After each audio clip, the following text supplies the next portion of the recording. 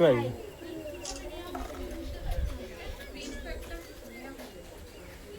আজকে আমি সাকরাইলে এইখানে যে নতুন ওয়েস্ট ম্যানেজমেন্টের সাইট হয়েছে সেইখানে এসেছি। ইনফ্যাক্ট আমার মনে আছে যখন বেলগাছিয়াতে পুরো ওয়েস্ট ডাম্পিংয়ের ধস নামে তখন সেইখানে গিয়েছিলাম, খুব খারাপ অবস্থা দেখেছিলাম এবং সেইখানে প্রচুর আগুন জ্বলছিল, ধস নেবে পাইপ ফেটে গিয়েছিল, রাস্তার অবস্থা খারাপ হয়েছিল এবং সেই সময় আমি বলেছিলাম যে এইটা ইমিডিয়েটলি এই ডাম্পিং ইয়ার্ডটা স্টপ করতে হবে, কোনো ওয়েস্ট ফেলা যাবে না এবং একটা নতুন জায়গা খুঁজে সেইখানে ওয়েস্ট ফেলা শুরু হবে।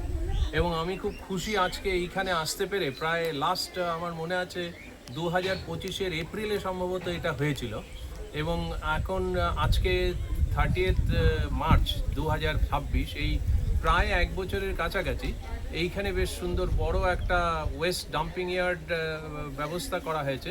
এখানে আমি দেখছি কিছু কম্পোস্টের ব্যবস্থাও করা হয়েছে, যদিও ভার্মি কম্পোস্টিং, এবং তাছাড়া কিছু কিছু প্লাস্টিক ওয়েস্ট এইখানে আলাদা করা হয়েছে। আমার মনে হয় এইগুলো সমস্ত কিছু 26 রকমের প্লাস্টিক এরা প্রায় 26 রকমের প্লাস্টিক এইখানে আইডেন্টিফাই করেছে এবং সেগ্রিগেট করছে এবং এরা এগুলো সবই রিসাইক্লিংয়ে যাবে এবং কিছু হয়তো সিমেন্ট প্ল্যান্টেও যাবে।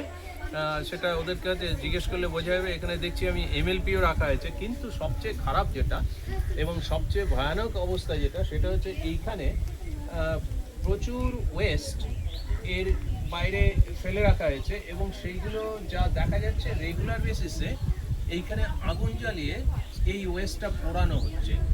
এটা কিন্তু ইমিডিয়েটলি বন্ধ করতে হবে এবং এটা আমি হাওড়া মিউনিসিপ্যাল কর্পোরেশনকে রিকোয়েস্ট করব যে এই ব্যাপারটা যাতে এখানে এত সুন্দর একটা সিস্টেম চালু করা হয়েছে, এত সুন্দর একটা সিস্টেম ফেসিলিটি চালু করেছে, সেইখানে এটা একটা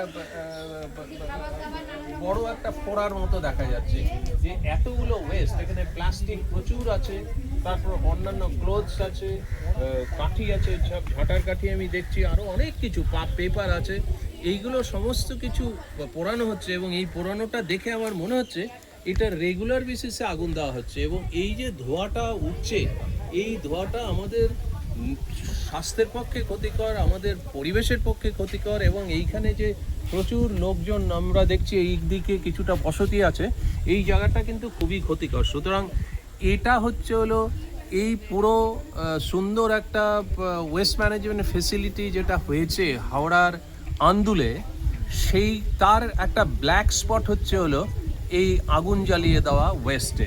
এটা শুধু এইটুকুতেই না, আমি একটু ওদিকেও যেতে বলবো।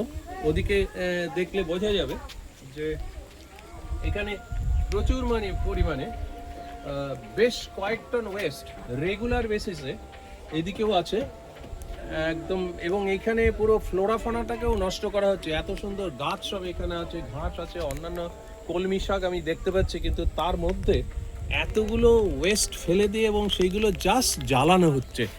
এটা কিন্তু একদম প্রার্থিত নয় এবং এটা ইমিডিয়েটলি বন্ধ করতে হবে। আমার ধারণা নিশ্চয়ই পলিউশন কন্ট্রোল বোর্ড এটার উপর নজর রাখছে এবং পলিউশন কন্ট্রোল বোর্ড ছাড়াও আমি মিউনিসিপ্যাল কর্পোরেশন, হাওড়া মিউনিসিপ্যাল কর্পোরেশনকে বলবো যে ইমিডিয়েটলি এটা বন্ধের ব্যবস্থা যাতে করা হয় এবং তাহলেই কিন্তু এই যে এইখানে কি এটার নাম বিশ্ব বাংলা দিয়েছে বুঝি, একটা রূপশ্রী নাকি আমি দেখলাম, যা আসার সময় আমি দেখে নেবো নামটা।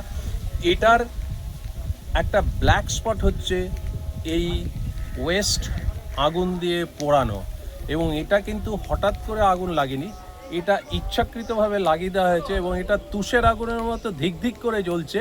ওখানে আগুনও দেখা যাচ্ছে এবং ধোঁয়াও দেখা যাচ্ছে। এইগুলো ইমিডিয়েটলি বন্ধ করতে হবে।